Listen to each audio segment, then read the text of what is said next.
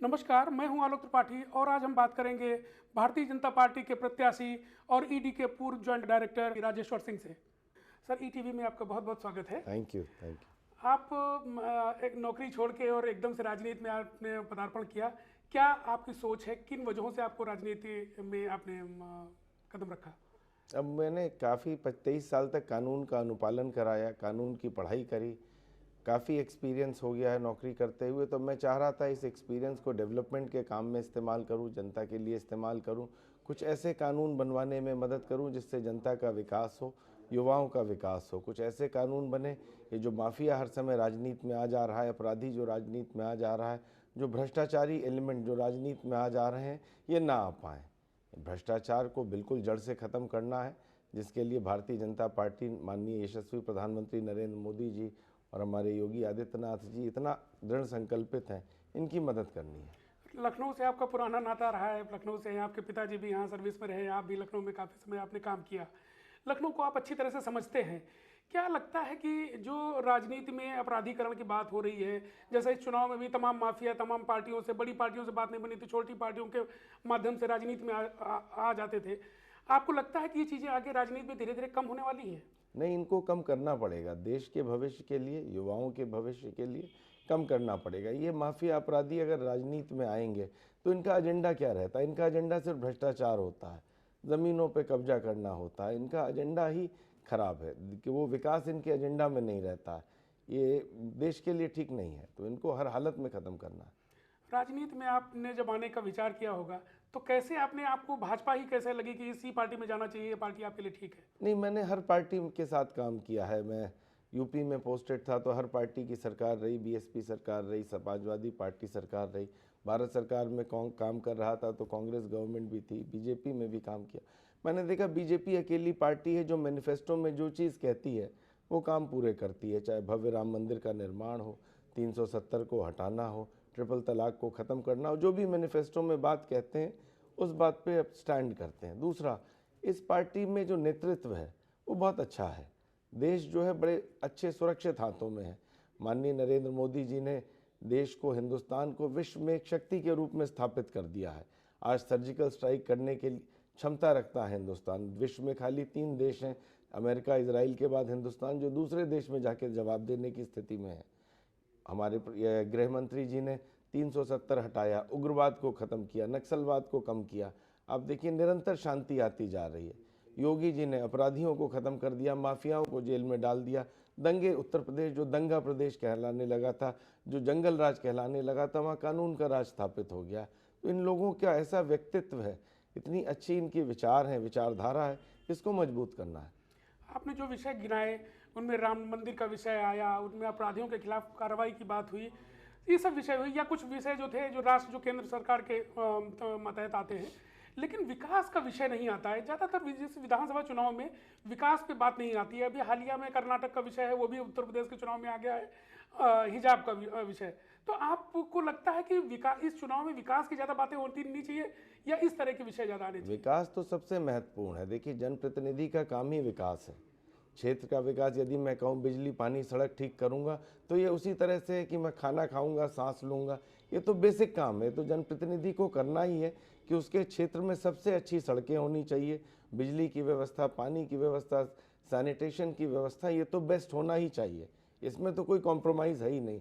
जैसे आप रोज़ खाना खाते हैं, रोज़ दिन भर सांस लेते हैं, पानी पीते हैं, ये तो उसकी तरह है। युवाओं का विकास मेरी प्राथमिकता है।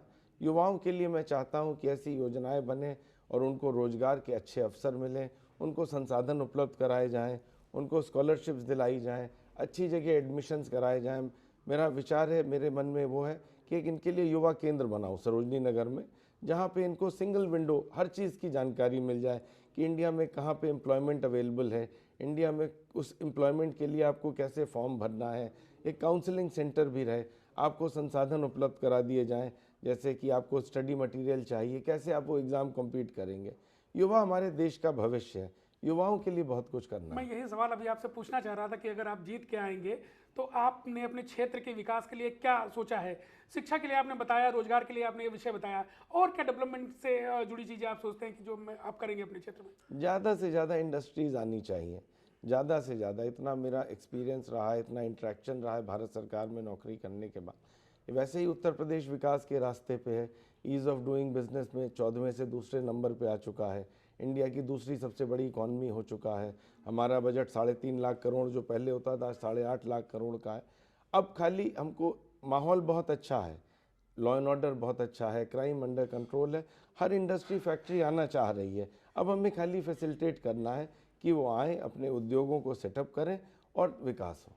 आप एक ऐसी एजेंसी में बहुत बड़े ओहदे पे थे जिस पर कई बार आरोप लगता है कि सरकार के इशारे पे काम करती है, और आप एकदम से एकाएक आप सर्विस छोड़ के इसमें जब राजनीति में आए तो तमाम सवाल उठे।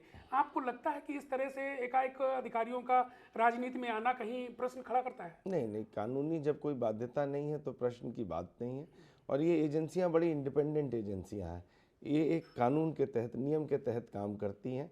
इनका काम central vigilance commission, court, supreme court सब मॉनिटर करते हैं। तो ये आरोप लगाना कि एजेंसी किसी एजेंडा के तहत काम कर रही है निराधार है। ये विपक्ष का यही काम है, जब वो भी सत्ता में रहते हैं तब क्यों कहते हैं कि एजेंसी निष्पक्ष है? तो ये आरोप गलत है। और राजनीति में तो मेरा मानना है हर अच्छे आदमी को, हर पढ़े लिखे आदमी को, हर वर्ग के आदमी को आना चाहिए। राजनीति एक बड़ा स्पेक्ट्रम है, देश के लिए, राष्ट्र के लिए कार्य करने का एक बड़ा स्पेक्ट्रम है। आपका जिस विषय में आपके पास अच्छी जानकारी हो जाए, एक्सपीरियंस हो जाए, वो आपको राजनीति में आके कंट्रीब्यूट करना चाहिए। आपके साथ कुछ दिन पहले असीम अरुण जी भी ने भी भाजपा ज्वाइन की। भाजपा में और भी कई नौकरशाह रहे हैं जो अहम पदों पे हैं, कई लोग मंत्री हैं, कई लोग राजनीति में और संगठन में काम कर रहे हैं। आपको क्या लगता है कि अचानक से अधिकारियों में एकदम से क्रेज राजनीति का बढ़ा है? इसके पीछे क्या कारण देखते हैं? क्रेज की बात नहीं है, मैंने आपसे कहा जिसको जिस फील्ड का एक्सपीरियंस हो, उस फील्ड का एक्सपीरियंस उसे कंट्रीब्यूट करना चाहिए राष्ट्र के निर्माण में। अब हम लोगों का एक्सपीरियंस है भ्रष्टाचार से लड़ने का, ऐसे कानूनों के अनुपालन कराने का, ऐसे भ्रष्टाचारियों को जेल भेजने का, कि अब ऐसे और सख्त कानून बनने चाहिए कि ये जड़ से ख़त्म हो। ऐसा कानून बहुत ज़रूरी है, नहीं तो ये अब आज क्या हो रहा है, समाजवादी पार्टी चुनाव लड़ रही है, जो भ्रष्टाचारी थे, माफिया थे, जेल से खुद नहीं लड़ रहे हैं तो उनका परिवार का कोई भाई लड़ रहा है, कोई भतीजा लड़ रहा है।